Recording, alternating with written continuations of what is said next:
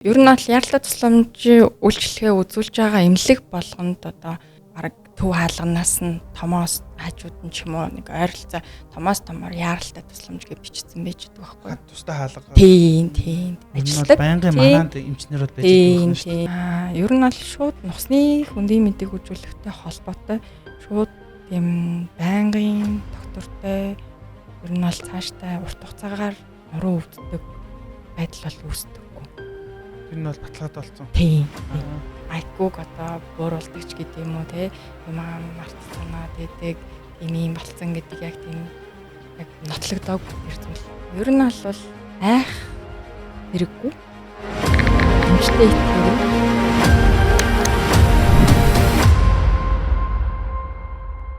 За сайн байцгаана уу. Ингээд доктор Grand Med подкаст юм. Дараагийн дугаар эхэлж байна. Өнөөдөр бид нэр Grand Med эмнэлгийн мэдээгүйжүүлэг эрчим тэмчилгээ яралтай тусламжийн засгийн эмч ангаах ухааны магистр өлзийдэх шимжтэйгээ ярилцгаа сууж байна. За сайн байна уу?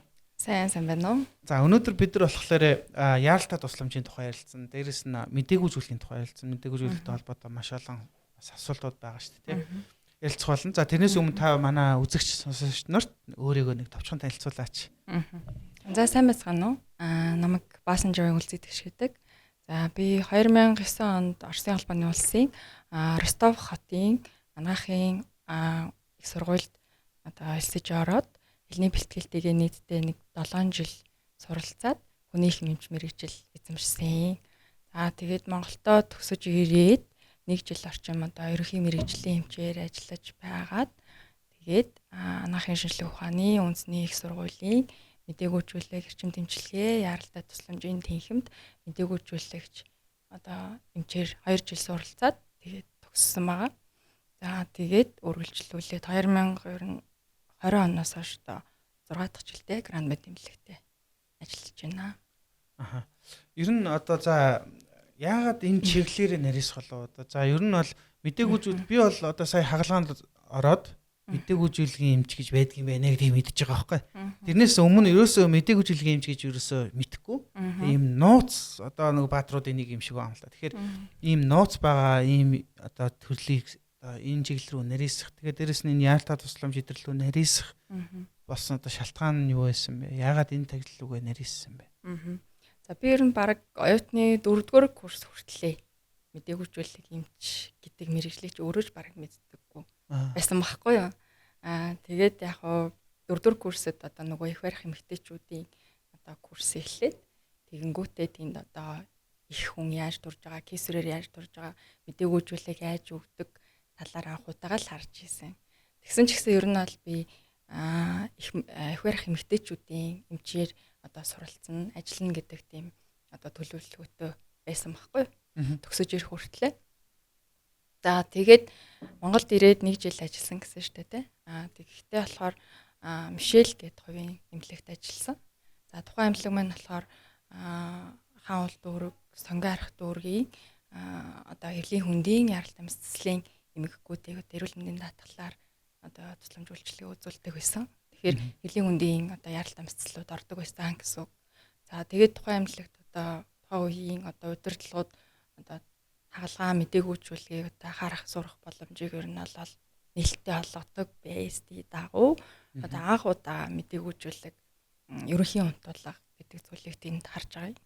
За тэгэнгүүтээ бид нар нэг жоохон одоо гар хөлөө зүсгэхэд те шалбархад хичнээн өвдөлт завир мэдэрдэг үлээ. Гэтэл хевлигийн бүтэн ингээд нээгээ цээжийг нээгээд ингээд хаалгаа хийж байхад тухайн хүн тэр өвдөлтийг ч мэдрэхгүй байна гэдэг бол айгүй сонирхолтой бас гайхамшигтай санагдчихсэн байхгүй.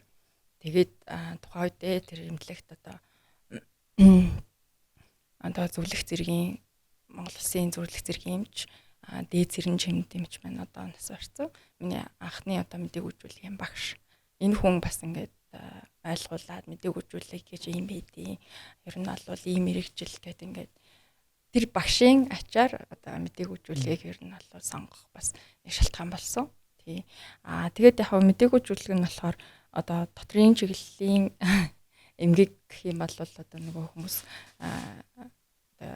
хүмүүс нэг одоо ингээл одоо өвчтөе хүмүүсийг ингээл сонсоо олж гэдэг юм уу эсвэл ингээл бах байн ингээл юм бичээч гэдэг юм уу те бичих юм айгүй ихтэй сонсох юм айгүй ихтэй ийм эмгэгүүд байдаг. Мэдээгүүжүүлэг нь болохоор үр дүн маш хурдан. Үнэ унтууллаа. Өмнөх өдөр нь хүнээ мэдээж ирэг үзнэ. Тэгээ үнэ унтууллаа, сэрээлээ. Тэгээд баг тэр хүний царайг дахиж баг харахгүй шахууд. Үр дүн өндөртэй. Тэгээд тухайн хүнд ер нь бол өвдөлтийг мэдрүүлэхгүй байдгаараа илүү сонирхол харах нь шүү дээ. Ер нь аль. Зөв.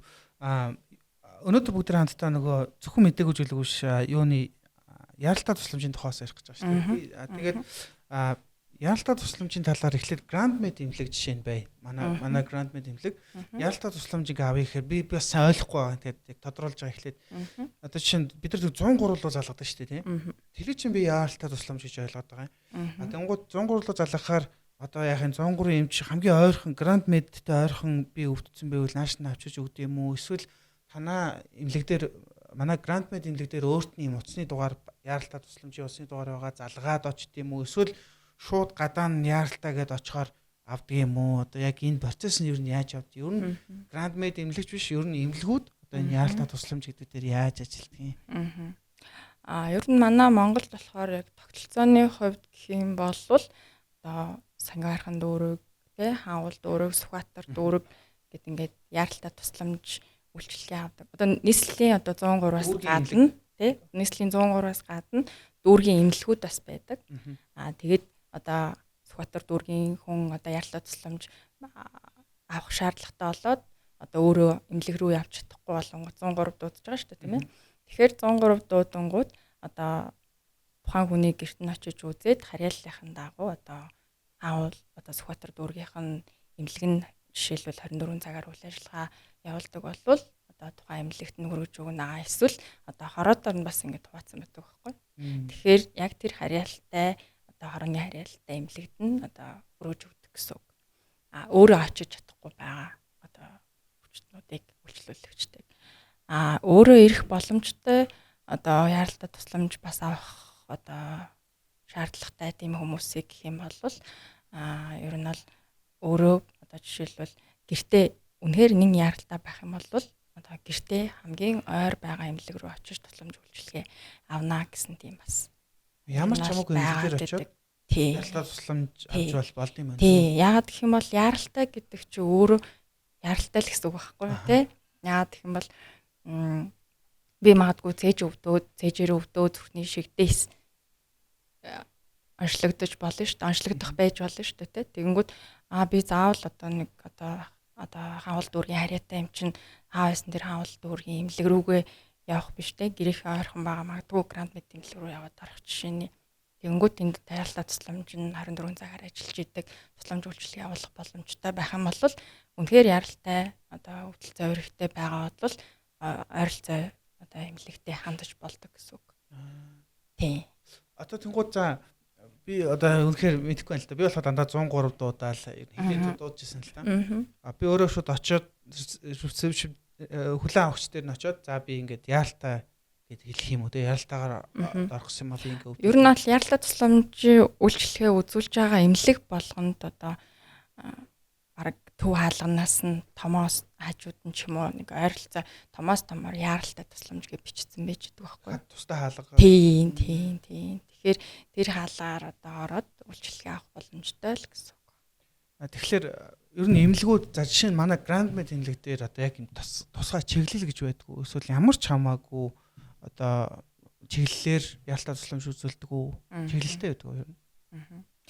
За манай эмнэлгийн хувьд гэх юм бол яалтаа тусламжийн тасаг маань 2016 оноос хойш тасралтгүй. Одоо 10 жилийн турш одоо төрүүлсэн нарийн мэргэжлийн эмч цувлагч нар баг хамт олонны хамтаар ажиллаж байна. 24 цаг тусламж үйлчилгээ үзүүлж байна. За эндээ бол хаавал дүүрэг, Сүхбаатар дүүргийн одоо хороодын хэвлийн хөндийн яралтай амьсгалын эмгэгүүдийг одоо эрүүл мэндийн даатгалаар үздэг байгаа. За тэгээд тухайн хүн маань үзүүлээд яралтай хагалгаанд орох шаардлагатай байх юм бол эмнэлэг дээрээ хагалгааг нь хийж нэ гэсэн үг тий. За мэдслийн талаас тийм одоо тусламж үйлчлэгээ үзүүлж байна. Дотрийн чиглэлийн бас ярилцлага тусламж. За харьяал харгалзахгүй байж болно. За тухайн хүн одоо манай харьяа биш мөртлөө хажуугийн байранд одоо түр ирээд явсан хүн ч гэдэг юм уу те явж байгаа хүн ч гэдэг юм уу тэгээд одоо ярилцлага тусламж үнэхээр шаардлагатай байх юм бол орж ирээд тусламж үйлчлэгээ бас авах боломжтой. Гэхдээ ярилцлага тусламж дээр одоо нэг эренбэлэн ангилалт гэж зүйлүүд бас байгаад байдаг тий. Тэгэхээр энэ хүнд яг тухайн хүнийг үзэж үнэлээд үнэхээр яг одоо ярилцлага тусламж үзүүлэхгүй болвол одоо асуудал байна уугүй юу гэдгийг нь бас ингээд эренбэлж ангилж одоо хүндээ тусламж үйлчлэгээ үзүүлдэг. Яг үнэхээр яралтай байвал наваал одоо тэр нь баг хаана амьдардаг нь ямар ч хамаагүй. Тий, ер нь тусламж. Гэтэл зүгээр юм хариулаад юм яриад тий. Зүгээр шахаа явуул. За та дүүргийнхаа юу л яваарай гэл ер нь тэгнэ. Ер нь тэгэх боломжтой. Манад одоо дотрийн эмч бас 24 цагаар ажилладаг. Байнгын манад эмчнэрүүд байж байгаа юм шүү дээ. Мэдээг үзүүлэх эрчим дэмжлэгээ, яралтай тусламжийн эмч 24 цагаар ажиллаж байна. Мэдслийн эмч байж байна 24 цагаар дотрийн эмч бас байж байгаа. Тэгэхээр шаардлагатай гэх юм бол дотрийн эмчтэй үзүүлээд зөвлөгөө аваад тусламж үзүүлэх боломжтой. Зөв. Ямар өвчин эмгэгтэй байвал ер нь яаралтай тусламжид хандах хэрэгтэй. За бид нар чи ялангуяа түгээмэл эмч нэг хүүхэд дээр халуурлаагүй юу? Би бол зоод анхны хүүхэд мөхт дээр ч юм уу халуурлаагүй юу л залгаал ингээл тусламж гээл ингээл нөгөө талаа нөгөө яаралтай тусламжийнхаа газрыг ч гэсэн 103 мураач гэсэн бивихи эргүүлээд ингэж байгаа шүү дээ. Ерөнхийдөө ямар хуу нөхцлүүд дээр ер нь заавалшгүй яаралтай тусламжийг дуудах хэрэгтэй гэдэг юм бэ? За ер нь бол нэг түгээмэл тохиолддог хидэн маш яаралтай амь насанд эрсдэлтэй байж болох үстэй зайлшгүй тийм эмгэгүүд ер нь бол байдаг. За энд одоо юу ажиллах вэ гэвэл одоо зүрхний шигдээс байж байна. Тэ харвалт байна. За их хэмжээний цус алдалт байна. За тэгээд нөгөө харшлын хүнд оруулууд бас байж болдог. Одоо тий анафлаксын шок гэж ярьдаг шүү дээ тийм ээ.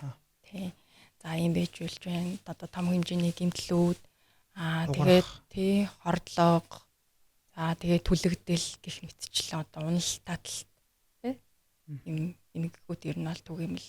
Одоо яралтай тусламжийн за ямар ч байсан би нөгөө хамгийн ойрхон байгаа эмнэлэг рүүгээ ингээд явж ий. Гэхдээ би өөрөө явж чадахгүй байгаа болохоор л ерөнхийдөө яралтай байгаа л үүдээ хөвчлэн тий одоо машин ноцтой би машин чинь барьж чадахгүй алхаж чадахгүй болохоор тэгэхээр би нэг хүнийг одоо аваа явж ийн одоо эхнэрийгээ ч юм уу хүүхдээ ч юм уу тий. Тэгээ аваа явж байхдаа би чинь одоо машинаар одоо эмнэлэг рүү явж илаа гэдэг тэгвэл одоо миний машин дотор одоо яралтай тусламж авахаас өмнө одоо хийх ёстой алхам гэж байдгүй. Эсвэл бүр юу ч битгий хүр хийх ёстой юу тий. Одоо яг тэр явж явах явцдаа би ер нь ямар алхам хийгээд тэгээд эмчид хүлээлгэж өгдөг ч юм уу тэгэх ёстой байдаг вэ? Ер нь бол ийм байдаг. Үнэхээр одоо өвдөл зовир маш ихтэй байгаа тохиолдолд тий. Одоо цэжний өвдөлт ч юм уу тий. Одоо таталт өгдөг ч гэдэг юм уу, харвалт өгдөг. Иймэрхүү одоо эмгэгүүдийн үед бол тухайн хүн өөрөө эмнэлэг рүү шууд яваад очиход маш хүндрэлтэй байдаг учраас одоо 103 эслийн яралтай тусламж байгаа шүү дээ тийм ээ. Тэгэхээр цаг алдахгүй одоо 103 руу залгаад одоо өөрийнхөө зовирыг хийлээд тэгээд 103 ирээд одоо тань тусламж үзүүлсэн нь та өөрөө ирээд үзүүлснээс арай илүү хурдан найдвартай байх боломжтой байдаг л та. Хүмүүс гэхдээ ингэж байдаг шүү дээ. Одоо за 103 муруу бай бөөн төгжрэл ингэ шууд өөрөө яв гэд би тийм тохиол амар сонсч ирсэн юм байна л да. Одоо тийм үед байж болно шүү дээ. Ялангуяа тэр нөгөө төрөх мөрөх дээр ч билүү. Ерөөдөө за шууд би өөрөө аваад явчих 103 ирсэн хүртэл төгжирч мөгжээ бүх юм болно гэдэг тийм юу байгаад идэг л та. Тийм тохиолдолд тэгвэл яах вэ? Одоо энэ машин дотор. За тэгхийн бол одоо төрөх мөрөх гэдэг юм бол ялчвал өөртөө гэснээс илүү 103 нь илүү найдвартай гэж зөвлөмөр юм. Тийм үү? Тийм. Яагаад гэх юм бол одоо манай одоо Улаанбаатар хотод төгжрэл ямар их байгаа л дээ. 103 нь дуудсан нь арай илүү хурдан зам тавьж өгч мөгөөд. Хурдан тий ирнэ. Одоо өөртөө яг ингэ явах юм бол бас цаг хугацаа алдах. Үнэхээр яралтай зүйл төр бол цаг хугацаа алдах. Тэр нь бол бас тиймэрхүү тохиолдлууд байдаг шүү дээ. Одоо 103 дуудахгүйгээр өөртөө одоо эмнэлэг рүүгээ төрөх рүүгээ явж байгаа замдаа турчиж гинэ, машин дотор тэгсэн гэлээ, ингэлээ гэлээ байдаг шүү дээ. Тий. Тэгэхээр яг ихний ил чинь 103 дуудаж үзээд хүлээх хэрэгтэй. Тэгээд 103 дуудах юм нөхцөл үүслээ. Тэр нь ихвчлэн бүр амар нөхцлүүд үүслээ л одоо шинэ амьсгалан зогсцсон, зүрхэн зогсцсон тийм одоо шалтгаанууд бас байгаад байдаг шүү дээ. Тийм үе чи одоо нөгөө нэг хамт байгаа хүн бол шууд паникнд ороод баг ингээд маш хэцүү байдалд орж байгаа ш. Ер нь тэнд юу болж байгаа нь дээрэс нь одоо төрөгний эмч ирэх хугацаанд би одоо анхны тусламжийг үзүүлэх хэрэгтэй шүү дээ. Тэрэн дээр ер нь яг үнэхээр одоо тийм байдалд орчвол би одоо амар ноцтойгоос нь эхэлчлээ л дээ. Гэхдээ яг үнэхээр амьсгал нь би одоо тиймд таарж байгаагүй. Гэхдээ тиймд ороод одоо ингээд би хамгийн түрүүнд юу хийгээд байж их хэвээр эмчиг эртэл нь одоо арга цагаад нэг байж их хэвээр мó. За одоо амьсгал нь зогссон, зүрхэн зогссон. За ер нь бол олон улсад яадаг вэ гэхээр одоо дунд сургуулиас, ахлах сургуулиас нь эхлээд тий хэрвээ хүн ухаалтаа зүрх хажууд чинь хүн ухаалтж байна, зүрхэн зогссон, амьсгалан зогссон байх юм бол ер нь бол сүүлийн одоо 2024 оны одоо зөвлөмжөөр юу гэж зөвлөсөн байдаг вэ гэхээр хүн ухаалтал унтсан байвал шууд одоо амьсгалыг нь үлээд цээж шахах үйлдэл хийгээрээ, цээж шахаж эхлээрээ гэдэг тийм одоо зөвлөмжийг өгдөг. Дунд сургууль, ахлах сургуулиуд нь ч гэсэн ер нь бол заадаг. Тэгээд насанд хүрсэн үедээ одоо тухайн асуудал үүслэе гэж бодоход одоо цаг алдахгүйгээр одоо магадгүй одоо зүрх зогсоход одоо 5 минут үлдсэн байлаа гэж үзэхэд те одоо 5 минутын дотор та цээжний шахалтыг эхлүүлснээр тухайн хүний одоо амийг аврах магадгүй одоо яаралтай тусламж ингээд эргээ одоо 103 ирэх хүртэл одоо тухайн хүний амийг ингээд юу ч гэсэн зүрхийн бүрэн мөсөн зогсоочихгүй хэн шиг тийм байдалтай ер нь бол аврах боломжтой байдаг гэж ер нь бол заадаг байхгүй. Тэгэхээр ер нь манай Монголд бол яг одоо тогтолцоон сургалтын систем тогтолцоон тийм бол ерөөсөө байдгүй шүү дээ. Тийм. Одоо цээж шахалтыг одоо ийм техникээр ингэж заадаг тийм юм байдаггүй те. Одоо намайг 10 жил сурж байхад бол тийм бол байдгүй л байсан. Одоо магадгүй л юм тий. Тийм, магадгүй л юм. Хэрвээ тэгээд яг сая хэлсэнчлэн ер нь бол нөгөө хүн зүрхэн зогссон байна гэдгийг, амьсгалан зогссон байна гэдгийг мэдсэн байгаа тохиолдолд шууд л цээж шахалтыг хийж эхэлдэг ер нь бол. Одоо нөгөө шууд эхний ээлжинд одоо би чинь хүн чинь бол шууд зүрхэн зогсчлаа гэж бас бодохгүй шүү дээ. Бас сандраад айгаад зогсоогүй л байгаасаа гэж бодсон шүү. Тэгэхээр одоо шууд хамгийн түрүүнд одоо тестлж үзэх тест юу вэ? Заашин зүрхэн зогсчихно уугүй юу? Одоо судсын барьж үздэг гэл би одоо хаанч барихын тэг кино юмнасан дээр харж тэгээд амьсгалыг нь зүрхийг нь цогцсон гэдгийг эхлээд яаж одоо мэдэх вэ? За ер нь бол нөгөө хамгийн одоо энгийн тийм харах, сонсох, мэдрэх гэсэн 3 үг гэдэг байхгүй. За хүн ингээд ухаалтаад унчлаа тий зүрхэн зогсчлоо, магадгүй зүрхэн зогсчлоо гэж үзэхэд одоо хүнээ харах нь вэ тий. Ер нь бол яг одоо харуул одоо яаж харуултаж лээ тий. За юу ч гэсэн одоо нөгөө тухайн хүний цээж одоо хөдөлж гин үгүй гэдгийг нь харна гэсэн үг. За тэгэнгүүтээ сонсох нь шүү дээ. Тухайн хүн юм ярьж гин үү гэд ингээд сонсох. За тэгээд одоо мэдрэх гэж байгаа. Тэр нь болохоор одоо тухайн хүн амьсгалж байгааг мэдэрч байгаа гэсэн үг байхгүй юу? Тийм. Тэгэнгүүт харах, сонсох, мэдрэх гэдэг энэ 3 үгний дагуу үнэхээр ямар нэгэн хариу урвал байхгүй байх юм бол одоо зүрх зогссон байна, амьсгал зогссон байна гэж ер нь бол шууд ойлгоно л гэсэн үг л дээ. Тэгэл цээж шахалт их. Одоо тэгвэл цээж шахалт гэдэг чи одоо ингэ дарахыг хэлж байгаа шүү дээ. Тэрийг одоо үгээр одоо сонсож байгаа хүмүүст яг үгээр тайлбарлаад яг ингэж хийдэг шүү гэд. Одоо бид нар тийм тохиолдолд тулах юм бол хүн чинь тэгэл айртай хүнээ аврах гал байдаг бүхнээ л шүү дээ тийм. Тэгэхээр тэрний одоо ингээд яг заагаад өгөөч гэдэг тэгвэл. Эсвэл энийг яг нарийн заасан юм хичээл одоо үнгүү YouTube-ийн юу мүү гэж байдгүй юм байгаа. Ер нь Монгол дээрч байдаг, англи хэл дээр ер нь бүх улс орнуудын хэл дээр ер нь бол байдаг. Тухайн хүн өөрөө яг ингээд сонирхоод чөлөө цагаараа судлах юм бол ер нь бол сурах боломжтой. Тий. Энд хэлвэл тайлбарч хэлвэл энэ тайлбарч хэлэх юм бол за хүн хаана ухаалт дарах уу? унчлаа тий. За тэгэнгүүт нь одоо нөгөө нэг энэ цээжний одоо өвчүүнэ гэж ярьдаг штэ тий. Доод 2-1 дээр нь одоо яг тэн дээр одоо гарынхаа энэ төвгөр хэсгийг нэг гараа одоо ингэж байна. Одоо иймэрхүү барилтал байлгана гэсэн үг байхгүй юу? Энэ гараа доор нь за тэгээд энэ гараа доод биелэл нь ингээд энэ хорнуудаа энэ гараа ингэж төгжиж өгдөг гэсэн. За тэгээд гарын одоо энэ төвгөр энэ хэсгийг яг одоо цээжний доод 2-1 дээр байрлуулад тэгээд ингээд ашиглалтаа хийж эхэлнэ. Ашиглалт хийхдээ бол одоо тохоог нуглахгүй гэж үздэг. Тохоо ер нь бол шууд байх шингээр гэсэн үг юм шүү дээ. Бие шингээр гэснээс илүү 5-6 см одоо цээж доошоо дарж байгаа юм уу тий? Даралт өгнө гэсэн үг. Тэр даралт өгсөн чинээгээрээ буцаагаад дэшээ цээж нь тэлэгдэж явах хэрэгтэй гэсэн үг байхгүй. Тэгэхгүй бол учиргүй ингээл дарах хэрэгтэй гэл эргэн тэлтийг нөөсөх шаардлага. Дараа л яагаад гэж болохгүй нь шүү дээ тий? Дараад аваад тий хэдэн тоо моо байдаг уу? Байна. Минутанд нэг 100-аас 120 удаа ер нь бол шахалт хийх хэрэгтэй гэсэн. Маш хурдан юм байна шүү дээ. Тэгжээч одоо зүрх тусаа бусад хэрэгтнүүд. Одоо тэр чинь ингээд маш хүчтэй дарахаар бусад юмын гинтэхгүй хайрг маргыг хуулах ч юм уу тийм хүчтэй дарахгүй шүү дээ тий. Би болохоор зүгээр за бараг л цохоод авъя хүчтэй хин шиг даръя гэл миний зүгээр ойлгосноор тэгсэн байхгүй байдаг хүчээрээ ер нь дарах нь зүгээр гэж би нэг сонс. Хэрвээ байдаг хүчээрээ дарах юм бол тухайн хүний хайрга цээж угарах гэмтний бэлцлээ тийм. Тийм эрсдэл үүс. Тэгэхээр тэр одоо нэг даацын мэдрэмжийг одоо яаж авт юм бол та тий.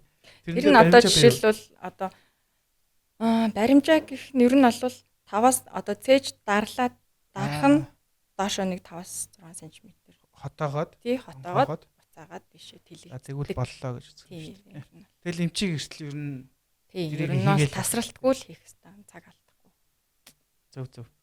Ямар одоо тохиолдолд заавал одоо яаралтай тусламж дээр очих хэрэгтэй шүү дээ юм уу? Айшгүй одоо хойшлуулж болохгүй. За хойшлуулж болохгүй юмгийг түрүүнд дурдсан шүү дээ тийм ээ. Зүрхний шигдээс. За тэгээд харвалт, хэмжээний цус алдал, харшлын хүнд урлууд энэ төр гэдэг.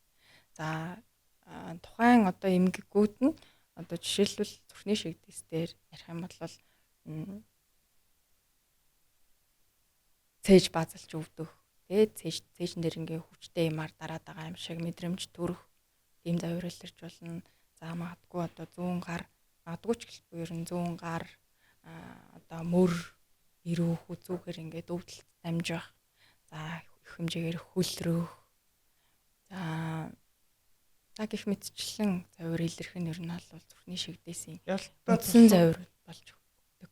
Тийм. Тэгэхээр энийг хүмүүс ер нь нөгөө хотод өвдөж нэг өвдөлт намдаах юм уу ч гэдэг юм уу хоол боловсруулах одоо хотод хамгаалах одоо им уудаг ч гэдэг юм уу. Тийм. Тэгээд ер нь бол жоохон ажиглая ч гэдэг юм уу. Ийм байдлаар ер нь бол цаг алдах тохиолдлууд ер нь бол байдаг.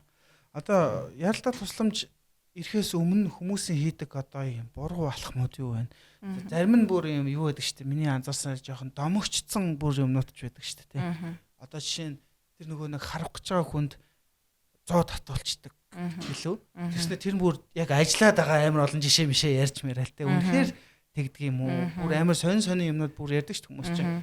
Тэр нөгөө юу гэдгэлээ Холланд юм тэгэлцэг хүүхдийг диван руу авч шийдчих гэнэ. Бүр тиймэрхүү юмнууд хүртэл би сонсч байсан. Хүмүүсийн хийдэг юм буруу юмнууд юу вэ? Буруу алхмууд. Эмчиг ирэхээс өмнө. Ер нь бол тусламж за эмчиг ирэхээс өмнө гэх юм бол гэрээрээ дур мэдээж айгүй их юм уудаг. Хүчин намдаах юм уудаг. За тэгэнгүүтээ тэр найз руугаа энэ хамаатан садан руугаа асуудаг. Тэгэж чи нэг тэгж яхад яалаа би манайх ингээд би тэгээд тэрийг ууцсан чинь зүгээр болчихно. За тэрийг нууч ч гэдэг юм уу те. За эсвэл одоо нөгөө интернетээс ер нь шинжтэндээ тий чат GPT-гээс одоо мэдээлэл авах зорилгоор шууд имлэг тандахгүйгээр те буруу мэдээлэл андуурал эндүрэл гарах тийм тохиолдол бас байдаг.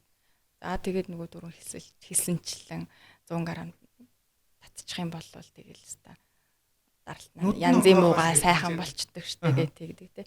Иймэрхүү алхмуудыг ерөн бити хийгэрээ эднэр бол. Тэр буруу юу те? Буруу. Яах вэ? Буруу байвал тэр тодорхой эрсдэл үүсэж байгаа юу бид нарт? Тэгэлгүй аах уу? Маш эрсдэл бол дээд зэрэгээр үүснэ. Тий. Яагаад гэх юм бол арх уун гэдэг маань болохоор өөрөө яг уу арх уусны дараа судас тэлэгддэг.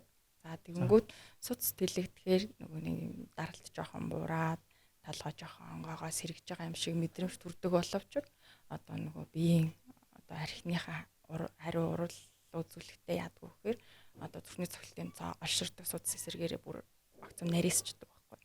Тэгэхээр зүрхний цохилтын тоо олширдаг.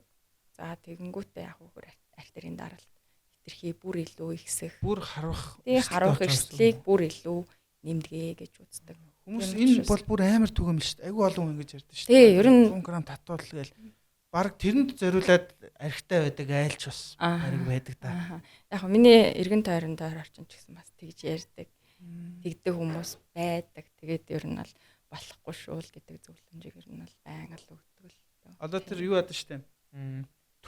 Түлэгдэхэр чинь бид нар угаасаа 103 дуудсан шүү дээ. Одоо хүүхэд яалтаад тэгэнгүүт нөгөө савн төрөхчдөг шүү бас. Ингээ шууд. Тий савн төрөхж байна. Барааны савн төрөхээрээ гэдэг. Тэр бас буруу. Бас буруу. Тэрийг одоо яах вэ гэхээр хамгийн нэгдүгээрт одоо урсгал усаар угаах тий. Тэгээ мөнгөжүүлсэн тас энэ төр яг карантины усанд угаах. Одоо тэгэхээр таны саяны ярианаас одоо ингээд ер нь баг ямар нэгэн юу аживал ийм уухгүй байвал зүгээр гэж байгаа юм шиг сонсож байна л та. Бид нар ч сандраал за ямар ч байсан иймч дооцсон шүү гэл одоо хийж болох юмаа гэл ийм өвчин намдаах уугаал халууны буулгаал ингээл үжидэг ш. Тэгэл эмч ирэхэд зөв зүгээр сууж яадаг тэг. Төрөө нэг тэгж өвдөө тэгээд. Тэгэхээр ер нь ийм хамаагүй уухгүй байж өвчнөний шин сэнтрийг дарахгүй байх хэрэгтэй мó. Тийм. Одоо ялангуяа одоо хөвлийн хүндийн мэсцлийн эмгэг хэрвээ байх юм бол те мохор алгаж гэдэг юм уу. За магадгүй гизний одоо төгжрөл цаорлж гэдэг юм уу. Хүндэд эрхтний цаорл. Ер нь хөвлийн хүндийн эмгэг дээр ер нь өвчин намдаах юм хүмүүс их уух гаддаг. Энэ маань эргээд яадаг вэ гэхээр тухайн үндсэн одоо өвчний одоо эмгэгийн үндсэн шинж тэмдгийг нь л дардаг. Тэрнээс биш бол мухар алгаа гэдэг бол одоо хөвлийн хурц өвдөлттэй тий одоо хаалгаа яаралтай хаалгаа хийхгүй бол амнаас нь ч хүртэл эрсдэл үзүүлж болох эмгэг гэж үздэг байхгүй. Тэгэхээр хэрвээ таны одоо хөвлийн өвдлөө гэж бодоход өвчин намдаах юм уухгүйгээр одоо гэртээ ойролцоо байгаа одоо эмнэлэг рүү очиж үзүүлээд зөвлөгөө үзлэг хийх шаардлагатай гэсэн үг. За тэгвэл яг хөө мэдхгүй л байна л да. Одоо жишээ нь бид нар ч одоо хайртай хүмүүс өвдөөд байна ингээд яах чаргагүй байвал зайшгүй ууж болох юм ч гэдэг юм уу. Эсвэл жоохон тийм хүн байгаа юу? Магадгүй хэд хэдэн юм байж болно. Тэр нь одоо жишээлбэл үндсэн онш нь одоо тодорцсон эмэгүүд байж болно шүү дээ. Одоо жишээлбэл ер нь архаг толгой өвдөлт өвдөгч гэдэг юм уу те. За магадгүй хадрын эмгэгүүд байж болж байна. За тэгээд ер нь бол нөгөө өмнө нь ер нь бол онцлогдоод эмчилгээ хийлгэжсэн ер нь өөрөө мэддэг тийм эмгэгүүдэд ер нь бол ууж исэн юмнуудаа ууж болно. Тэрнээс биш бол яг өөрөө дураараа дур мэдчихэл янз бүрийн юм уухыг бол. Ер нь толгой нь өвддөг байсан бол давхар толгой нь өвдөх юм бол толгойн юм тийм толгойн юм уучаараа тий бүр үнэхээр намдахгүй байх юм бол хүлийн тусламж авч болно шүү дээ тийм ээ. За тэгэхээр та одоо ингээд яаралтай тусламжийн юун дээр ингээд тасагт ажиллаж байгаа юм чинь янз янзын л одоо тохиолдлууд гарч ирсэн л би бол киногаар санаад байна л да. Яаралтай тусламж гэдэг нэг сурал кино байсан шүү дээ. Танд яг одоо мартагдгааргүй одоо бүр за эвгүүч байх одоо ямар ч байсан мартагдгааргүй ингээд тийм яаралтай тусламжийн тохиолдол кейс байдаг уу байгаа юу байвал бид нартай суугац. Мэдээж байгаа. За тухайн тохиолдол маань болохоор харшлын хүнд оруулал буюу анафилаксын шок тохиолдол байсан. За тэр нь яасан бэ гэхээр одоо манай эмнэлгийн яг хажууд амьдардаг иргэн байсан 53 настай чөлөөтэй. Тэгээ эрэгтэй ер нь бол биеийн жингээ илүүдэл жинтэй. За тэгээд ханиад хүрээд гэрээрээ антибиотик тариулсан байна. За тэгээд антибиотик тариуллангууд тухайн антибиотикоос гашилтай байж таараад ер нь антибиотик тарьж суцаар хийж дуусаад ер нь бол ухаалт болсон. Ямар ч амьсгалгүй ингээд за тэгэнгүүт нөгөө ар гэрийнхэн сандраад бүр гэрте байсан унтлагын хувцастай шахуу баг ингээд шууд бариад өргөд оруулаад ирсэн. За тэгэнгүүт ороод ирэхэд яг хөр нөгөө артерийн даралтанд хэмжигдэхгүй, захад пульс тэмдэгдэхгүй, тэ амьсгал нь зогсчихсон амнаа. Тий. Амнаас нь бүр ингээд цагаан хөөс гараад тэ ямар ч амьсгал байхгүй. За тэгээд нөгөө харшлын уруулууд чинь айгу хүнд явагддаг. За тэгээд захын суцсан тох нөгөө хүчил төрөгчийн ерөөсөө хэмжигдэхгүй, пульс мэдэгдэхгүй, даралт нь мэдэгдэхгүй. Бараг л явцсан юм шиг болчих юм шүү. Тий, ер нь бол зүрхэн бараг зогсцсон тийм хүн байсан байхгүй. За тэгээд ер нь одоо нөгөө нэг амьдлуулах суур тусламжаас илүү амьдлуулах лавшруулсан тусламж үзүүлэхэд тухайн одоо тусламж үзүүлж байгаа баг гэдэг бол айгүй чухал байдаг. За тэгээд ер нь бол баг хамт олноороо тухайн хүнд үнэхээр амьдлуулах суур тусламжийг чанартай сайн үзүүлсэний үр дүнд хамтарч ажилласны үр дүнд ер нь бол тухайн хүн ер нь сэргээд эрчим тэмчилгээний тасаг руу шилжээд нэг 2 хоног хэмжлэгдэж байгаа. Тэгээд ухаа ороод ирүүл болоод тэгээд 2 хөлөөрөө ингээд эмнэлгээс гараад эдгрээд гараад явж исэн тийм тохиолдолтой. Амар. За бидний одоо яаралтай тусламжийн тухай ярилцлага маань ерөнхийдөө туслаад дуусгаад дахиад зөндөө асуултууд байгаа л да. Зөндөө л хүмүүс юм байна. Гэхдээ бидний цаг богино учраас дараагийн юулгаар тэрнээс өмнө за зүрх мөрхөн зогссон байвал бид нар ойлголоо. Ухаан алдсан байвал яах вэ? Гэдгийг нэг асууя гэж бодлоо л да. Тэр хүн ухаан алдсан амьсгалтай байгаа. Ухаан алдсан чинь тийм биз дээ. Тэр чинь амьсгалтай байгаа шүү дээ. Зүрхэн зохилж байгаа. Гэтэ юу нь мэддэхгүй ингээд хүн газар унтсан ч юм уу ухаан алдсан байвал бид мэдээж түгэн дуудана. Гэтэ түгэн зуудаж явахдаа бас авах арга хэмжээ байгаа юу эсвэл зүгээр л эсвэл хажууд цэжээ шахна. Ухаалт байсан ч амьсгалтай байсан ч гэсэн. Тий. Тухайн хүнийг ингээд зөв байрлалд оруулна гэж ярьдаг байхгүй. Хажуугийн байрлалд нь оруулаад дээшээ хараад тавьчих юм бол магадгүй тухайн хүн маань одоо нөгөө хил унах те амьсгалын зам бөглөрөх, хаахад цацах, нөгөө бөөлж өг, тэгээд бөөлсөндөө хатцсантай холбоотой амьсгалын дутагдлалд орох ингээд эрсдлүүд араараас үүсэх гэдэг. Тэгэхээр ер нь бол хажуугийн байрлал гэж байдаг. Тэгэхээр хажуугийн байрлалд оруулаад хажуулын байрлалд оруулж болно. Эсвэл үнэхээр яг амьсгалын тасалтаад ирж явах юм бол тэгээд цэж хахалтай шүү тийм гэсэн зөвлөмж ер нь бол. Шууд. Тэгээ ер нь бол маш чухал юм биш үү? Үхэдхийн унвал гэж ярьдаг байхгүй. Үхэдхийн унах юм бол мөрнөөс нь одоо ингээс ихсрээд үе хийнэ одоо таньдаг бол тэ нэрээр нь дуудаад таньдаг бол хариу өгөхгүй л байх юм бол шууд цэжний шахалт хийнэ л гэсэн тийм зөвлөмж байгаа. Би одоо ингээд бодохоор жоохон өөрөө ич магадгүй ч юм шиг санагдаад байгаа байхгүй. Одоо ингээд хүн байжсэн чинь ингээд яасан мэддэхгүй хүн байгаад би ингээд цээж шахчихвал амар ичмэрч юм шиг зүгээр санагдахаар одоо бидэрт тийм юу яасан байна л да. Тийм мэдлэг тийм баг байгаа гэж. Тий. Энд ичих зүйл юусаа байхгүй.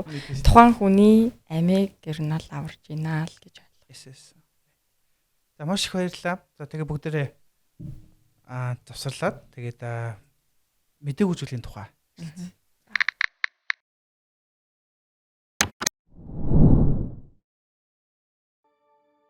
62 настай эрэгтэй үйлчлүүлэгч манай яаралтай тусламжийн засагт хүргэгдэн ирсэн ба тэрээр олон жилийн туршид артерийн даралт ихссэн, тамхи удаа хугацаанд татсан үүлэмжтэй.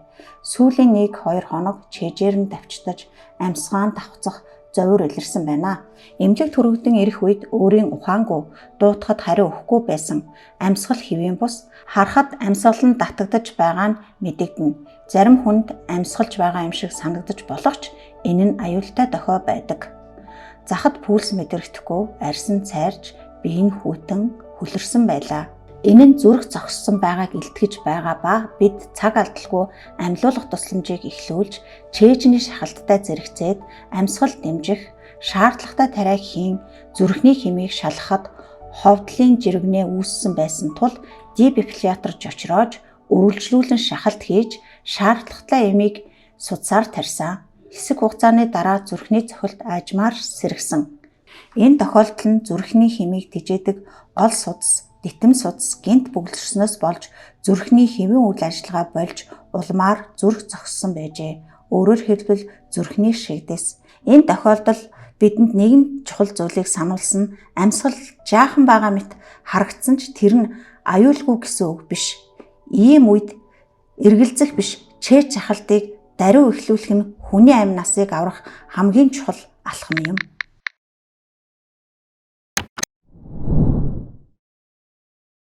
За эргээд тавтаа морил бид нар түр завсарласан. Одоо бид нар мдэггүй зүйлгийн талаар ярилцах гэж байна. Шууд мдэггүй зүйлэг ер нь яг юу юм бэ? За би бол бодох нь энэ унтуулга гэдэг дээ шүү дээ. Унтчихж байгаа мó гэхээр би ч унтчих байхдаа өвчин мэдрээд байгаа шүү дээ. Тэгэхээр унтахаас өөр юм болоод байгаа юм уу? Яг мдэггүй зүйлгийн талаар. Унтж байгаад өвчин мэдрэнэ гэдэг нь үсэг үлээ. Намайг унтж байгаад хатгууд би яа гэж босоод ирж шүү дээ. Зүгээр унтахыг яриад байгаа юм шүү дээ. За. Ер нь бол мэдээгүйжүүлэг гэдэг бол тухайн хүнийг те ямар нэгэн өвдөлт мэдрүүлэхгүйгээр одоо эмчлэх гэх юм уу те өвдөлт мэдрүүлэхгүйгээр одоо хагалгаа хийхэд өвдөлт мэдрүүлэхгүй байх одоо эмчилгээний одоо нэг төрөл гэх юм. Мэдээгүйжүүлэгүүдэд төрөл гэж байдаг ба за. Тийм байна. Мэдээгүйжүүлгийн ямар төрлүүд байдаг вэ гэхээр одоо ерөнхий мэдээгүйжүүлэг буюу одоо монголчуудын ярьдаг бүтэн наркоз гэдэг гэж ярьдаг шүү дээ. Тэрийг бол ерөнхий мэдээгүйжүүлэг байна. За тэгээ бүсчилсэн мэдээгүйжүүлэг байдаг. За хэсгийн мэдээгүйжүүлэг байна. Судас онтуулга одоо тайвшруулах мэдээгүйжүүлэг гэдэг ингээд төрлүүд байдаг. Тийм яриа бол амар их байдаг шүү дээ. За би ч ихсэн ярьж ирсэн биш магадгүй. Наркозод би чинь 2 орсон байгаа байхгүй. Тэнгууд наркозод 7 орчхоор юм мартдаг болдог гэдэг. Тиймэрхүү яриа амар. Байнга л ер нь хүмүүс ярьж идэв энэ. Ер нь наркозонд 7 орох чинь ер нь эрсдэлтэй юм уу? Эсвэл зарим хүмүүс болохоор бүр тэгээд идэв шүү дээ. Энэ жил би ийм хаалгаанд орсон. Дараа жилдээ өөр хаалгаанд орохгүй бол наркозыг 2 хийж болохгүй. Гэт эмчин тэгж хэлсэн юм уу мэдэхгүй л дээ. Тэр хүн тэгж ярьж байхыг сонсч байсан. Тэгэхээр ер нь наркозонд ингэж одоо бүтэн наркоз. Энд орсохоор үнэхээр ой санамж нь ингэж мууддаг. Зарим хүний бүр өснө цагаардаг ч гэлөө бүр тийм яриа уцаасчсэн л да. Тэгэхээр эн чинь эрсдэл хүчин зүйлүүд байгаа юу? Эсвэл зүгээр гайгүй хэвэн байд юм уу? Эсвэл үнэхээр ой санамжинд нөлөөлдөг зай байд юм уу хоорондоо? Айгүй олон юм асуучлаа. Sorry. За үнэхээр одоо жишээлбэл энэ жил би одоо хагалгаанд орлоо тий ерөнхий унтуулгатай хагалгаанд орлоо гэхэд магадгүй одоо сарын дараа 2 сарын дараа ч гэдэм үү яралтай шугамар дахиад хагалгаанд унтуулгатай хагалгаанд орох боломж юу гарах юм бол яралтай нөхцөл үүсвэл оржилт харна шүү дээ тий. За нэгдүгээр хоёрдугаар гэх юм бол яг мэдээгүйжүүлгийн ерөнхий мэдээгүйжүүлгийн дараах пост оператив disorder гэж зүйл бас байдаг байхгүй. За энэ нь яад юм гэхээр ер нь бол түр зөөрийнх гэж ер нь бол олон судалгаанууд дээр үздэг. За ихэвчлэн энд ямар хүмүүс ер нь бол одоо энэ dysfunction үүсэт байна вэ гэх юм бол ихэвчлэн одоо нөгөө өндөр настай ахмад хүмүүс ч гэдэг юм уу те. Иймэрхүү хүмүүс ер нь бол энэ зүйл бүртгэх гээд байдаг. Яг эрүүл залуу насны хүмүүс бол тийм зүйл байхгүй. IQ-г одоо бууруулдаг ч гэдэг юм уу те. Юм март санаад идэг, тийм юм болцсон гэдэг яг тийм яг нотлогдоог тэр зүйл. Гэхдээ мэдээгүйжүүлгийн дараах одоо нөгөө нэг одоо төр зуурын одоо анхаарал жоохон буурахч гэдэг юм уу тийм ээ. Ой санамж жоохон буурахч гэдэг юм уу. Иймэрхүү үйлдэл одоо ямар нэгэн үйлдэлд хариу урал үзүүлэх нь жоохон буурахч гэдэг юм уу. Иймэрхүү зүйлүүд бол ажиглагддаг. Тийм.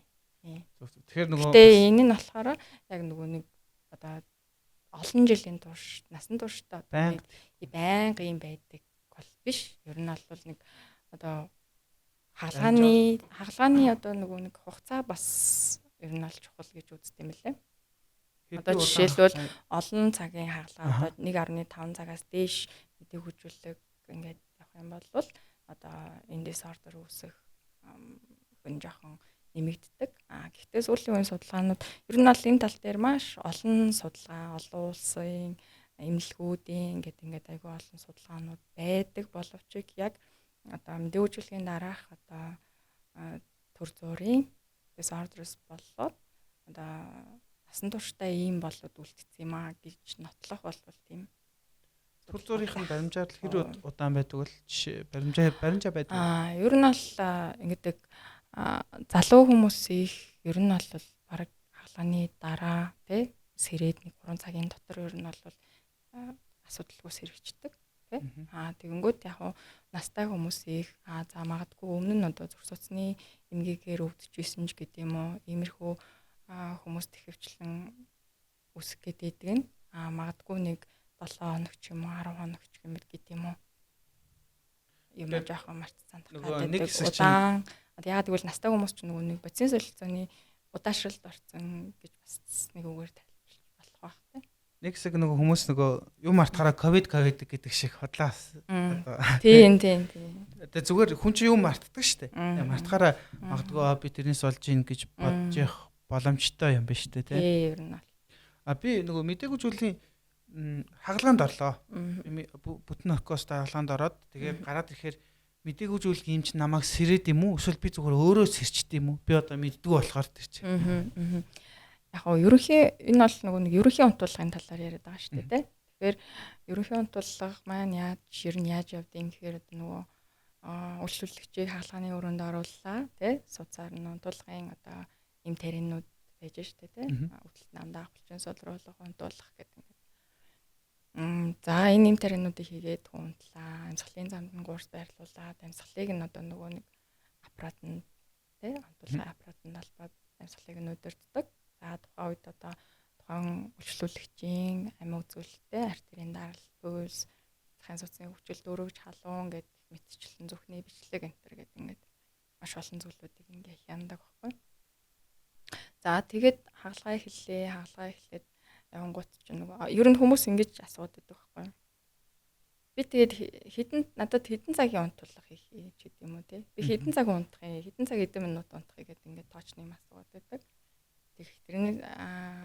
Тэрийг юу гэж хэлэх вэ гэхээр тухайн имийг хийхдээ энэ тэдэн цагийн юм ч гэдэг юм уу тэдэн цаг тэдэн минут унтаас сэрнэ гэсэн тийм юм байдаг байхгүй. Компьютер шиг биш. Тий ер нь бол тийм. Тэгэхээр хагалгаа одоо хизээ эхэлнэ. Хагалгаа эхлэхийн өмнө ер нь бол унтуулга эхэлдэг.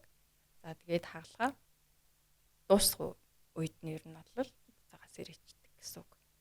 Тэг бүр өдөрдөж байгаа юм уу? Тийм. Тэр чинь мэдээгүйчлийг өдөрдөж байна гэдэг чинь ер нь бол тийм байхгүй. Тэрнээс одоо хагалгаа дуусны дараа за энэ өөрөөс ирчин ч гэдэг юм тийм байхгүй тийм. Би түрүүн хэлсэн шүү дээ нөгөө унтуулгын эм таринууд хийж байгаа гэдэг жаа шүү дээ. Хүний нөгөө булчин сулруулах эм тариа бас хийдэг. Тэгэхээр энэ эм маань болохоор одоо бүрэн сэргэх хугацаа тийм буцаад амьсгал сэргэх хугацаа булчин сэргэх хугацаа гэдэг ингээд бүх эм таринууд ингээд өөрийн хугацаатай минуттай байдаг учраас хагалгаан дээр тэрийг одоо бид нар давтах стол давтахгүй хагалгаа дуусах үед нь яах вэ гэдэг. Тэгэхээр яг хагалгааны эмчтэй хамт л яг бүр хагалгаанд ордог байна шүү дээ. Баян хажууд нь хамт байгаа. Тийм шүү дээ. Би болохоор за эхлээл зүгээр тэгж харсан нэг эмч ирээл тариа за болцсон шүү гээл. Тэгээ би нэг гараа авгалаад яг ингээд мөрнөөс хойш мэдээгүй болгосон болохоор тэгсэн л ахал. Энэ болохоор нөгөө нэг ерөнхий унтуулга биш. Би түрүү нөгөө мэдээгүйжүүлгийн төрлүүд гэж хэлжсэн шүү дээ. Тэрүүн дээр энэ болохоор нөгөө нэг бүсчилсэн мэдээгүйжүүлгийн нэг төрөл нь ордог гэсэн. Тэр тохиолдолд бол унтуулга шаардлагагүй учраас таныг бүрэн одоо наркоз монголчууд ярьдаг. Бүтэн наркоз бол тэр хаалган дээр бол шаардлагагүй. Ер нь бол хаалгаа болгон дээр мэдээгүйжүүлэг хийгдэж байгаа. Тэгээд мэдээгүйжүүлгийн эмч хаалгаа эхлээс дуусах хүртэл ер нь бол баян байж амар чухал. Зарим хүмүүс ингэж ярьдаг юм хэлэл нөгөө нэг өвчнөө мэдрээд ирсэн гэдэг юм хэлээ л дээ. Тийм юм үнэхээр байд юм уу? Эсвэл тэр сэтгэл зүгөөсөө болоод байд юм уу? Тэр нь болохоор ихэвчлэн ерөнхий унтуулгатай хаалгаан дээр би өвчнөө мэдэрсэн гэж бол тэр боломжгүй. Тэр бол зүгээр тэгж төсөөсөн. Бүсчилсэн мэдээгүйжүүлэг гэдэг одоо нөгөө нэг одоо нусны гүндийн мэдээгүйжүүлэг байж болж байна те. Эсвэл одоо нөгөө хориг блок хийсэн биз дээ тий энэ мөрний сулжины хориг энэ төр гэдэг. За энэ үеүүдэд яг одоо нөгөө нэг огт одоо эрсдэлгүй 100% дандаа баталгаатай байдаг гэдэг зүйл ер нь бол ховор шүү дээ тий. Юу ховорч гэж байх ер нь тохиолдол байхгүй тий. За тэгэхээр яг хөө нусны үндийн мэдээг үзүүлэх тэр тохиолдлууд ер нь бол маш ховор байдаг. Тухайн хүн одоо хэсгийн мэдээг үзүүлэх гин тарианд эм тарианд одоо мэдрэг бус байх тий. Мэдээ алдахгүй тийм байх. Эсвэл яг нөгөө нэг хаалгаа хийж төвшин хүртэл нь мэдээ алдалт хангалттай хийгдээгүйч гэдэг юм уу. Бас тиймэрхүү зүйлүүд бас байдаг. Гэхдээ энэ бол ер нь бол маш ховор. Одоо тэгэхээр тэр хүн зүгээр өөрөө тэгж бодоод байгаа эсвэл яг жинхэнэ мэдээтэй байгаад байгааг нь ялгаж чаддаг уу юм чинь ер нь? Чадна.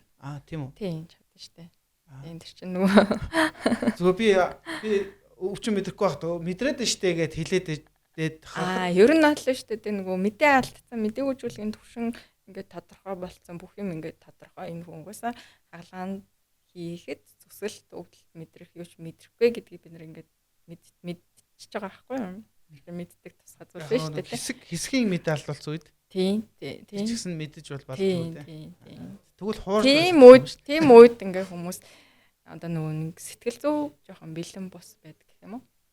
Тийм. Тэгэхээр тийм үед яг нөгөө нэг хүрээд одоо нусны мэдээг үзүүлэхийн хувьд гэх юм бол өсөлгийнээс доош нусны үндэд дараа хилээд өсөлгийнээс доош ингээ мэдээ алддаг. Тэгээд хагалгаа явагддаг. Тэгэнгүүт хүмүүс маань өөрөө унтаагүй сэрүүн бийждэг. Өөрт нь хурж байгаа татж байгаа мэдэгдэн. Гэхдээ өвдөлт мэдэхгүй байх хэвээр ийм мэдээг үзүүлэх байхгүй нусны үндийн мэдээг үзүүлэх маань. Тэгэхээр нөгөө нэг хүмүүс маань өөрөө нөгөө сэтгэл зүйн бэлэн бус байгаа тохиолдолд одоо үнэхээр мэдээ алдсан өвдөлт мэдрэхгүй байхаар одоо тохиолдлууд зөндөөлөд гэл та одоо хүрээд штэ. Яг одоо намайг ийм зүсээд байх шиг байна ч гэдэг юм уу тийм ингээд иймэрхүү зүйлүүд ер нь сэтгэл зүг бэлдэх тал дээр тэгвэл тодорхой зөвлөмж байдгүй. Одоо жишээ нь өмнө нь орохдоо та одоо нөгөө хүнтэйгээ ярьдаг ч юм уу эсвэл гэртээ байхдаа ихтэй гэртээ яасан тэр өрөөлөө орох чинь л хүнийг ингээд хэцүү болгодог шүү. Тийм ер нь бол ямар ч одоо хэвийн хүн хаалгаанд орох гэж байна гэдэг юм бол би ч гэсэн ер нь бол бас айдас бол байна шүү дээ тийм хэдийгээр тийм байгаа ч гэсэн. За тэгэнгүүт яг мэдээжийн хэрэг бид нар нөгөө өмнөх өдөр нь бол хүмүүсээ үздэг тийм. За хүмүүсээ үзээд мэдээг үзүүлэхтэй холбоотой одоо тодорхой асуумжуудыг аваад за тэгээд мэдээг үзүүлэхтэй холбоотой зөвлөмжүүдийг өгөөд за ямар мэдээг үзүүлэх тухайн хүнд өгч байгаа талаар одоо мэдээллийг нь бас өгдөг гэсэн үг. За ерөнхий унтуулгатай бол ерөнхий унтуулга нь ингэж явагддаг. Тэ иймэрхүү давуу тал бай, ийм давуу тал байдаг. Иймэрхүү эрсдэл хүндрэл бол гарч болно. За иймэрхүү эрсдлүүдийн бас ингэ танилцуулдаг. За нусны мэдээг үзүүлэх ч гэсэн ер нь бол бүх мэдээг үзүүлэхийг өмнө хүмүүсээ үзээд танилцуулаад одоо мэдээг үзүүлэх хийхийг зөвшөөрч байна гэсэн юм гарын үсгийг аваад тэгээ зөвлөгөөг нөгөөд ер нь бол хаалгаанд ордог.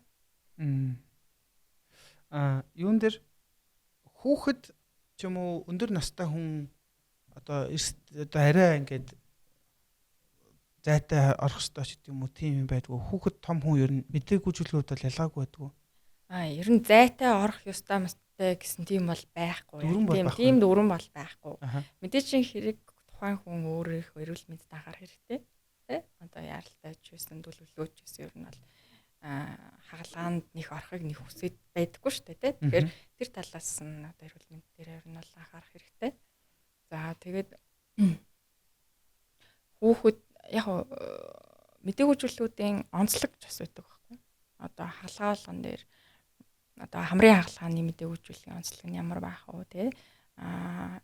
Одоо нурууны хаалгааны онцлог, үеийн хаалгаа гэдэг ингээд цэжний хөндийн хаалгаа гэдэг ингээд мэдээг үзүүлэх гэдэг ерөнхийд нь ингээд ийм адилхан бүгдэнд нь ерөнхий унтуулга өгвөл бүсчлэн мэдээг үзүүлэх өгвөл ингээд байгаа ч гэсэн яг мэдээг үзүүлэх тухай үед өөр дээр ингээд ийм онцлогуд ингээд бас байж байгаа байхгүй.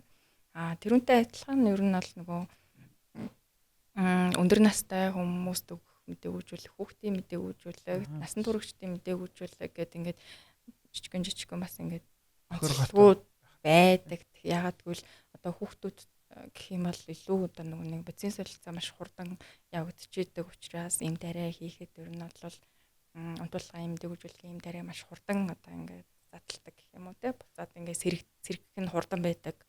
За одоо нөгөө өндөр настай хүмүүс байх юм бол одоо бицийн солилцоо удаашрал явагдсан байдаг учраас хүүхдтэй адилхан тийм бол байдаггүй, залуу хүмүүстэй адилхан тийм байдаггүй. Тэгэхээр илүү анхааралтай.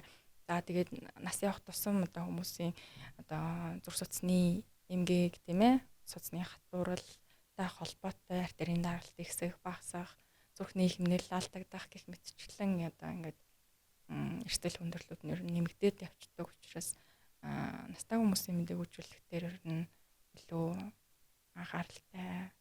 Ер нь бол бүх мэдээгүүжүүлэл ер нь бол адилхан анхааралтай байх ёстой. Гэхдээ настай хүмүүсийг илүү одоо анхаардаг гэх юм. Нугасны мэдээгүүжүүлэлт гэсэн шүү дээ сая. Нугасны мэдээгүүжүүлэлт хийсний дараа миний нуруу утдаг болчлоо гэж бас хүмүүс их яддаг юм байлээ. Тэр үнэхээр энэ мэдээгүүжүүлгээс болоод ер нь хүний нуруу өвддөг болчдөг уу? Бас өөр шалтгаанууд байсан байдığım бол. За ер нь ихэвчлэн кесараар турсан хүмүүс эмэгтэйчүүд ихэвчлэн энэ асуултыг асуугаад байдаг. Биднээс одоо нөгөө өмнөх өдөр нь хүмүүсээ үздэг гэсэн шүү дээ тий. Тэгэнгүүт чинь тий мэдөө нэг одоо бид нар нөгөө архих хүч хүчин бий юу ч гэдэг юм уу тий. Асуу штэ. За тэгэнгүүт мэдөө харин юу яасан юм аа нэг кесар хаглаанд ороод тэгээд нусны мэдээгүүжүүлэлт хийлгсэн юм аа. Тэгээд тэрнээс хойш миний нуруу их өвддөг болцсон ч гэдэг юм уу. Тиймэрхүү юм айгүй ярьдаг, асуудаг, айс нөхөч гэсэн юм бол асуугаад. Ер нь бол шууд нусны хөндийн мэдээгүүжүүлэлттэй холбоотой шууд тийм байнгын доктортой ер нь бол цааштай урт хугацаагаар нуруу өвддөг байдал бол үүсдэггүй. Тэр нь бол баталгаад болсон. Тийм. Ягаад гэвэл одоо яг хөө дээр үед одоо шинжлэх ухаан хөгжиж байгаатай холбоотойгоор бол бидний хэрэгжилж байгаа тоног төхөөрөмж багаж те бүх зүйлсүүд бол ингээд шинжлэгдээд илүү боловсронгуй, илүү хүндээ эрсдэл багтай болчиход байгаа байхгүй. Тэгэхээр нусны мэдээгүүжүүлэхийн зөв маань өмнө нь яг одоогоос нэг 10 гаруй жилийн өмнө ч юм уу те жоохон өргөндөөч байдаг байсан юм уу те тийм байдаг ус. Гэхдээ энэтэй холбоотой нь бас нуруу өвдөл бас нэг яваад байхгүй. Одоо болохоор яг хөөхөр баг бидний өсний ширхэгтэй баг ойролцоо те тиймэрхүү нарийнхаа урт зүгээр нусныхан хөндөө буюу одоо нуруу нуглам хоорондынхаа завсар ингээд хэсгийн мэдээгүүжүүлэгч тариг нусны хөндөд нь тарьдаг гэсэн үг байхгүй. Тийм тэгэхээр маш нарийнхаа зүү ингээд ороод тариа хийчээд ингээд гарч байгаа тохиолдол яг тухайн үед одоо нэг арьс нэвтлээ те зөөлээд булчин одоо нөгөө холбоосууд гэдэг ингээд хатгагдж байгаа тэр үед нөгөө хэсгийн баг зэргийн жоохон гэмтлүүд бол учирч болдог гэж үздэг. Гэхдээ энэ бол маш ховор тохиолдол байдаг. Тэгэхээр шууд одоо нусны мэдээгүүжүүлэгийг тухайн одоо мэдээгүүжүүлэгтэй холбоотой нуруу өвддөг болцсон гэдэг нь бол жоохон өрөөсгөл байл. Ер нь бол худлаа гэж хэлж байна. За ер нь манай подкаст ер нь дуусах төгч байна. Тэгээд сүүлчийн асуултууд явчихна. За зарим хүмүүс нөгөө нэг урт хугацаанд өвчин хамдаах юм уусан. Тийм хүмүүс нэг юу хагаад наркоз эдэд орохоор унтахгүй байдаг гэж ярьдаг юм билээ л дээ. Тэр нь яг үнэн байд юм уу? Тэр яг нөлөөлдгүү. Тэгэхээр шин зарим хүн ингээд арай унтахгүй байд. Эсвэл би бүр нэг тийм сонсч байсан шүү дээ. Нөгөө би унтахгүй байна гэдээ ахаараа унтахгүй байдаг гэж бас сонсон. Энэ яг үнэн үү? Энэ юм физик зүйл биш. Бас сэтгэл зүйтэй юм холбоотой байдаг юм. Тийм. Ер нь бол сэтгэл зүйтэй холбоо байна. За тэгээд дээрэс нь ер нь бид нар үзлээ хийхдээ хүний өндөр жинг бол нарийн асуудаг тийм. За тэгэнгүүт одоо жишээлбэл илүүдэл жинтэй хүмүүс байлаа гэж бодоход одоо яг тэр жингээр нь тухайн хүнд одоо амьсгалыг нь удирдах одоо эм тариагийн хийх гэдэг юм бол бас ингээ асуудал үүсдэг учраас ер нь бол эм тариа хийхдээ тухайн хүний өндөр жингээс одоо томьёолж гаргасан одоо хүний бодит жингэж бас тооцоолж гаргадаг байхгүй. Тэгэхээр тэр тооцооллын дагуу одоо унтуулгын эм тариануудыг одоо хийдэг гэсэн үг.